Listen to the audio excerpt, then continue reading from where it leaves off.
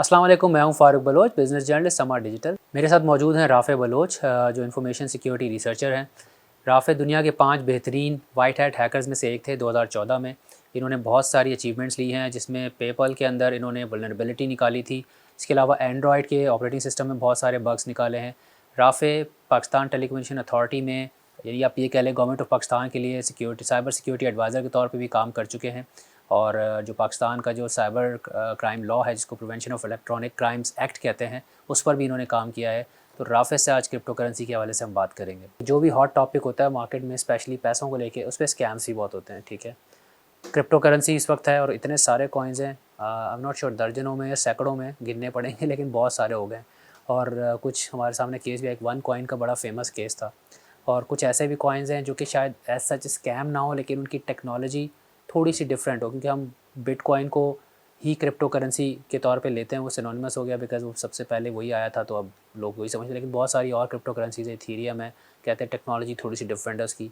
इस तरह के बहुत सारे, इसी तरह से रिपल है। रिपल के बारे में रिपोर्ट्स आ रही होती हैं कि उसको आप माइन नहीं कर सकते, वो टेक्नोलॉजी डिफरेंट है, लेकिन उसमें भी लोग पैसे कर रहे हैं। तो एक आम आदमी को ये कैसे समझ में आएगा, या क्या ये वाकई पॉसिबल है कि आप इंटरनेट पे रिसर्च वगैरह करके या कोई आर्टिकल्स पढ़ के समझ सकेंगे कौन सा कॉइन स्कैम है और कौन सा स्कैम नहीं है, लेकिन उसकी वर्थ बहुत कम है बिकॉज वो टेक्नोलॉजी डिफरेंट है? ये कैसे पता चलता? देखिए, मैं रूल ऑफ थंब बता देता हूँ। मेरे एक्सपीरियंस में जितने भी MLM स्कीम्स होती हैं, मल्टी लेवल मार्केटिंग जो होती हैं, वो मोस्टली फ्रॉड्स होते हैं।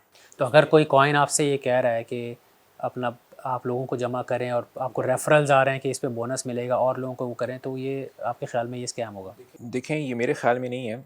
इसको 20 से ज़्यादा कंट्रीज़ जो हैं इसको बैन कर चुके हैं। सऊदी अरेबिया में बैन है, बांग्लादेश में बैन है, US में भी काफ़ी स्टेट्स में जो है ना ये बैन है।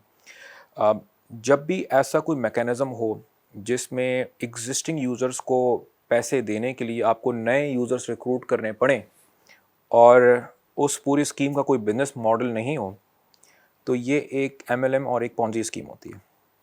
तो बिटकॉइन में, क्रिप्टो करेंसीज़ में बहुत सारी ऐसी पॉन्जी स्कीम्स आ रही हैं जहाँ पर रेफरल्स के थ्रू, अब जैसे फॉर एग्जांपल ये पाई कॉइन है।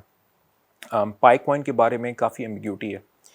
पाई कॉइन ने एक आर्मी हायर की हुई है जो कि लिटरली सोशल मीडिया पे जाके ये प्रोपेगेंडा करने की कोशिश कर रही है। हमारी वीडियोस के नीचे पोस्ट आते हैं, इस पे भी आएंगी देखिए, और उसमें तो महीनों पुरानी पोस्ट डाल रहे होते हैं, डेट तक नहीं पढ़ेंगे, वही पोस्ट उठा के डाल देते हैं, अपडेटेड भी। एग्जैक्टली कि जो ये पाई कॉइन है जी, ये लेजिटमेट है। अब मुझे एक बात बताएं, कोई एक बंदा जिसने कैश आउट करवाया हो, अब इस तरह के जो इसमें जैसे कि कॉम्प्लेक्सिटीज़ भी होती हैं, इसमें बहुत सारे ऐसी क्रिप्टो करेंसीज होती हैं जो कुछ यूज़र्स को कैश करने देती हैं ताकि परसेप्शन दिया जाए, देखें जी ये ट्रांजैक्शन प्रूफ है, मैंने तो पैसे निकलवा लिए, आप भी पैसे निकालें। सक्सेस स्टोरी बताई जाती है। अब जो आप देखें कि ये जो पाई कॉइन है, इसमें there is no value that they are adding. वो सिर्फ ये कहते हैं कि आप अपने मोबाइल में जाएं और जाके एप्लीकेशन इंस्टॉल करें और वो आपके फ़ोन में बेसिकली माइनिंग करेगा। अब mining is a process of confirming the transaction. Normally अगर आप सेंट्रलाइज इन्वायरमेंट में होते हैं, आप बैंक्स में होते हैं, तो बैंक्स होते हैं जो ट्रांजैक्शन को कंफर्म करते हैं, लेकिन डिसेंट्रलाइज इन्वायरमेंट में माइनर्स होते हैं जो कि ट्रांजैक्शन को कंफर्म करते हैं और एल्गोरिथम उनको एक रिवॉर्ड दे रहा होता है। और उसी तरीके से नई करेंसी जो है ना, बगैर इन्फ्लेशन जो है ना क्रिएट किए हुए सिस्टम के अंदर इंजेक्ट की जा रही होती है। तो अब इसमें आप देखें कि ये जो कॉन्सेप्ट है कि मोबाइल से आप माइनिंग करें, ये नया कॉन्सेप्ट जो है नहीं है। इलेक्ट्रोनियम हो गया, और भी एक दो करेंसीज़ हैं जिनका एक कॉन्सेप्ट है जो पाई कॉइन ने ना कॉपी किया। फिर उसके बाद आप ये देखें कि जिस वक्त करेंसी माइन हो रही होती है, ट्रांजैक्शन कंफर्म की जा रही होती है, उस वक्त एक मैथमेटिकल प्रॉब्लम जो है ना सॉल्व किया जा रहा होता है, जिसमें CPU के बेसिकली तमाम रिसोर्सेज जो हैं वो यूटिलाइज़ किए जा रहे होते हैं। लेकिन अगर आप ये पाई कॉइन अगर आप चलाएं, तो आप देखेंगे कि आपकी कोई CPU यूटिलाइजेशन स्पाइक नहीं करेगी। उसका मतलब ये है कि that application is just sitting there and doing nothing. अच्छा, इसमें लोग जो काउंटर आर्गूमेंट देते हैं वो कहते हैं कि हमसे तो वो पैसे नहीं मांग रहे। जैसे वन कॉइन था, आप वन कॉइन में जाएं तो आप देखें वो ये कहते हैं कि एजुकेशनल पैकेजेस जो है ना आप परचेज़ करें और उसके बाद आपको टोकन मिलेगा, और जब उसकी वर्थ जब भी मार्केट में लॉन्च होगा, और एक्सचेंजेस भी उन्होंने अपनी बनाई हुई थी कि सिर्फ इसी एक्सचेंज पे होगा। कुछ यूज़र्स को उन्होंने विड्रॉ करने दिया, उसके बाद 2 हफ्ते बाद वो एक्सचेंज कुछ टाइम बाद जो है ना 2 हफ्तों के लिए मेंटेनेंस पे चली गई, और उसके बाद डॉक्टर रूजा जो है ना वाज नेवर सीन अगेन। तो वहाँ पर भी यही एक नैरेटिव था, ये भी सिमिलर नैरेटिव है। अब आप देखें कि रेफरल से आप और यूज़र्स ला रहे हैं, जितने आप यूज़र्स लाएंगे वैसे वैसे आपका लेवल अप होता जाएगा।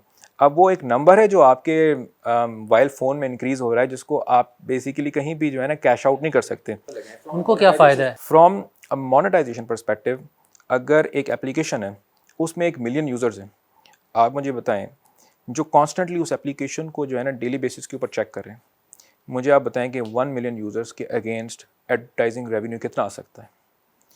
तो ये वेट करते हैं इस तरह की स्कीम्स जो होती हैं कि एक टाइम तक एक पॉपुलैरिटी इंक्रीज़ हो और ऑडियंस बिल्ड हो और उसके बाद ऐड से जो है ना पैसा कमाया जाए।